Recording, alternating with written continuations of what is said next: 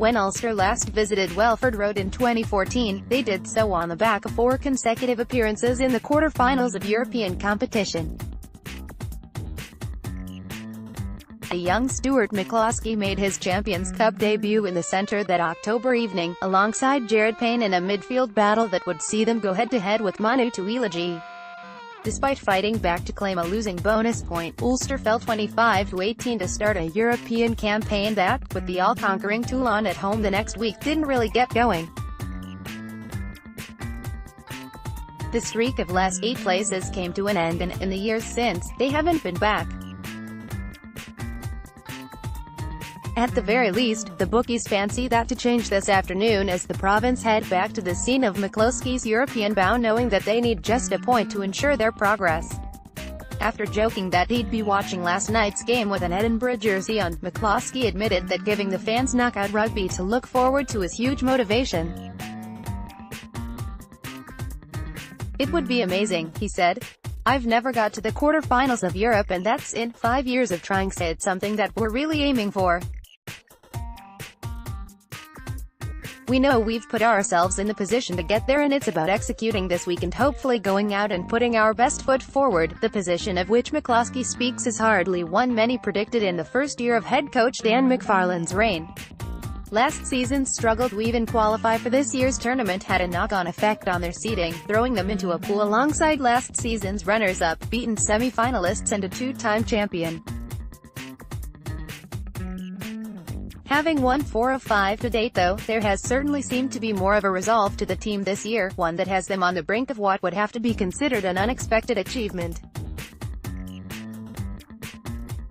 "Last year we were pretty close, even though we didn't have a great year overall, and we struggled the year before, but we're normally there or thereabouts. It's just about taking that last step and getting there," McCloskey said. "We seem to have come out on the right side of a lot of tight games. It doesn't feel much different, but we're confident coming into the end of games. We got that win against Edinburgh at the start of the year, the ones against Scarlets too. We just seem to be coming out on the right side. Hopefully it keeps going like that." The side received the sizable boost of a return from Ian Henderson when the team was announced yesterday, the lock back in the side only a month after surgery that was expected to keep him out for 10 weeks. The last time the Irish international was seen was in the back-to-back wins over Scarlets in December, the 10-point clean sweep that ensured Ulster were to be a factor in this pool.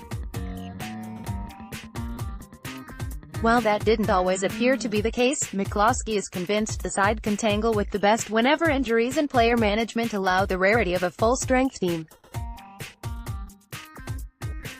"That or maybe the week before was the first time we got our full team out on the pitch, or close to it," he said. "I think we've seen that when we have our best 15 out on the pitch, we're a good match for anyone. We've maybe just struggled when we've had a few boys missing for whatever reason. There is one notable absentee today, however, with John Cooney only named on the bench." The influential scrum half had been a doubt for the crucial win over Racing last week and failed a fitness test prior to the game. In his absence, David Shanahan did what was required, and McCloskey thinks his former flatmate is more than capable of guiding the side into the last 8. "I think John was struggling a bit last week. He was questionable maybe from Thursday, so Shanners had a fair idea he was 50-50 to play," he said.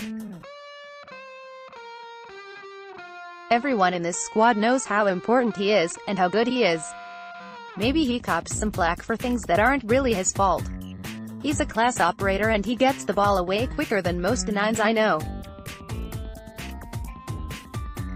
He just did this time for the full game rather than 20 minutes he normally gets at the end. Cooney brings that extra bit with the goal kicking, but Shannon's box kicking was good on the weekend. I think he has this dimension where he's so quick to the breakdown. We have the utmost faith in him if he does play." Without Cooney, Ulster are also deprived of their first-choice goal kicker.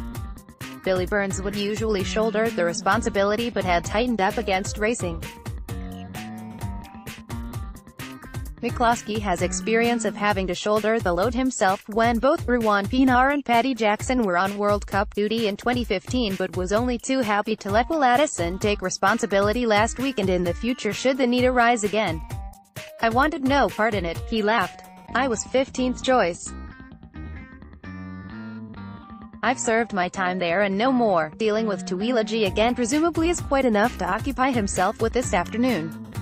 Match verdict: Ulster. The return of Ian Henderson is just the boost that Ulster needed ahead of the big game. The Lions' lock brings a punch that few else can muster and beefs up a pack that has looked pretty handy at this level when at full strength. Tyga's position is a double-edged sword, but Ulster will be bitterly disappointed not to get the job done, having put themselves in position. Belfast Telegraph.